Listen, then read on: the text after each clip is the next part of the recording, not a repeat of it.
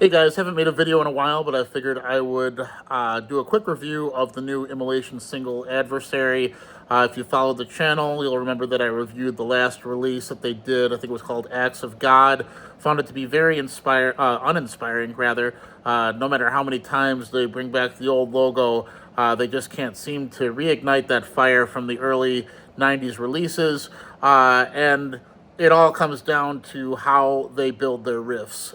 It seems like after Unholy Cult, there has just been a downward trend in uninspiring melodies, and it feels like the riffs themselves are approached as a chore in that they're usually constructed in a way where the open C power chord rings out, and then the rest of the riff is filled out with very little to it over the count of six. Usually, that's kind of Immolation's go-to is 6 count riffs, and that's all well and good. But the formula got really stale on especially the last record, where every single song had that formula behind how the melodies were constructed. So I tuned out very quickly when I realized every song was kind of telling the same story, and the genius of Robert Vigna was sorely lacking. So for this single, I didn't know the band was recording. I suppose it's been quite a bit of time. Didn't know there was a record on the way, so I was surprised to see the single show up on streaming. And I understand that I'm not going to be hearing Here and After again. If you follow the channel, you remember that my very first ever death metal show was Immolation on the Here and After tour. I was in high school at the time, and this was at Jackhammer in Chicago. If you're a Midwesterner, you might remember that. And the following week was Suffocation at the same club. So as you can imagine, it was some fucking amazing times. I'm not expecting a callback to that, but I will say that for this new song, there's a bit more going on than what I remember from Acts of God. The torch isn't reignited by any means. It's not a song that has teeth to it. There's no menace. Unfortunately, I really think that at this point, it's really attributed to modern production values.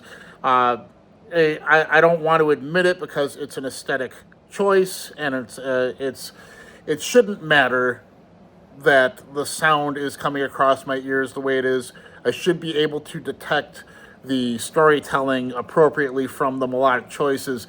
But at this stage of the game, if you're so mid-forward on your guitars and everything is crystal clear, no matter what you are going to be laying down, it's going to appear toothless. You really, it's unfortunate that now that I'm able to be a little bit more analytical about the material I listen to, that so much of the overall command of the material really came down to not just the melody but how the production came across, and that lack of mid-range, the rumble of the low end, all of it kind of having a layer of mystique to it because the mix used to not leave everything wide out in the open for everybody to detect. There was it required multiple listens for the melodies to kind of resonate in your head and for the story to really come across. So there's replay value there that there isn't here. As for the song itself, the song Adversary, it's not an offensive song. It does the Immolation thing. You get a 6 count riff right off the bat where you have a low power chord on C, and then you fill in the rest. But it has a bit of momentum to it. It's an engaging song. It doesn't feel lazy.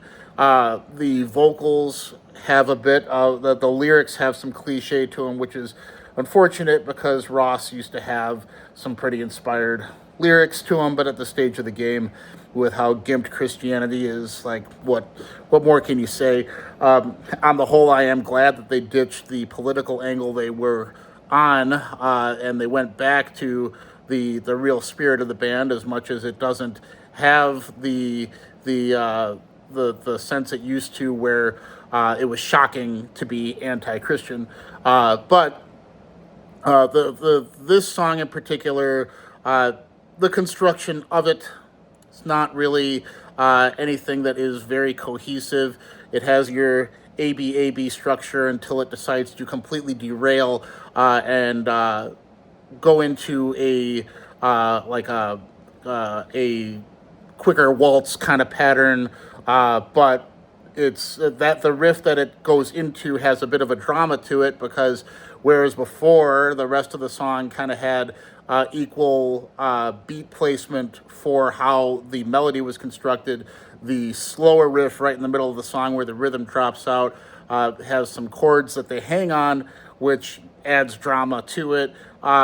Everything stops when it gets there. Unfortunately, there is no cohesion, and I listened to it multiple times to see if I could detect any kind of melodic bridge to make the stuff work. But it's essentially just, let's drop out the rhythm, create a new texture, and go on from there. Which, metal doesn't have to have everything make sense. If you want to be confrontational, that's the way to do it. I can't feel when I hear something like this that it is essential to this particular song. I have a feeling that if I were to listen to the whole record, I wouldn't feel that that change in this particular song is essential to this song and couldn't exist on the rest of the track list. But once that part happens and it gets going, you are reminded of Robert Vigna's brilliance when his solos come in, and it provides that texture that only he could provide. The flashes of character are still there, and you're reminded of what was once a fucking amazing band. And the song bookends with the original riff after a few additional parts that don't really add much to the melodic character of the song so much as the tempo shifts that provide the climax over with the solos going over it. This is a song where the melodies matter not nearly as much as the tempo shifts, which is fine. You could tell your stories any way you want to, as long as you are able to be resonant in the approach you take on. This is not a song I'm going to remember. This is definitely not Here and After. It's not close to A World Below. But at this stage of the game, I can't expect that. I haven't been wowed by Immolation since Unholy Cult, which was a surprisingly good record, considering that Harnessing Ruin was very much not an inspired release. That being said, I will. There's enough here that almost reignites the spirit of Immolation to the point where I am excited to hear the rest of the record. Mainly just when I hear that melodic character come through in Robert's solos. And it's a shame when I look forward to a guitar solo as being the part of the song that provides me the most catharsis. But there is so much emotion to his particular soloing style that, and I had talked about this in a very, very old video for the solo that he does on Nailed to Gold on the Here and After record. It really is just an amazing compliment to the churning underbelly of the song in that particular case, and that almost comes back to the surface here. You almost feel that classic Immolation style on the solo part only, really. The rest of the song's construction is too uninspired to really make you feel that same way. That being said, the band has how many decades of experience now? It's going to be very hard to keep going back to that well. But it's not a fucking train wreck of a song by any means. It's not something that is offensive at all. But there is no menace here. It's not what Immolation used to be, and nor do I expect it to be. But at the same time, if you're going to continue with the brand, you have to at least have some kind of edge to show. But their character is still intact. It still sounds like the band, and that's something I'm going to be grateful for at this stage of the game. So that's what I'll have to say about the new song. I'm sure you guys will probably, if you're fans of the band, longtime fans of the band, you'll probably arrive at the same conclusion. I do want to make a very belated video on 2025, so expect that soon, because there was quite a few releases that I was very happy to hear, and that's kind of not the norm for me, as you could imagine.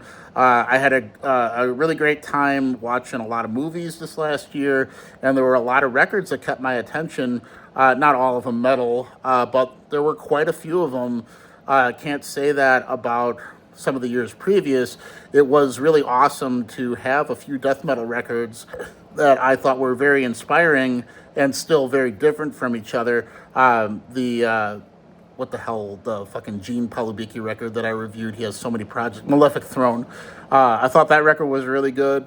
The Dead and Dripping record I thought was really good, and the I'm gonna mention this in this forthcoming review. If you haven't heard it yet, the Cyrictus record.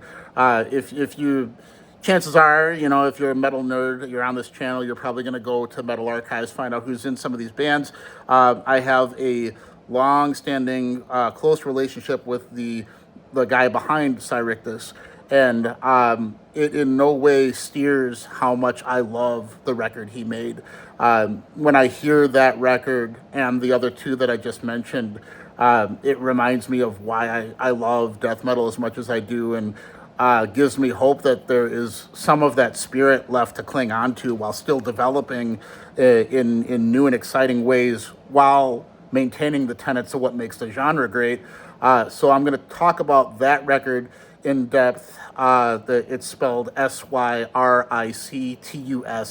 Can't remember the name of the record, but it's very, very good. Very good if you like Voivod mixed with maybe Pestilence Spheres, with a bit of Gorguts, mainly the From Wisdom to Hate type of era. A lot of people are going to riff on Obscura aesthetically, but this is more in line with From Wisdom to Hate, which is cool to hear.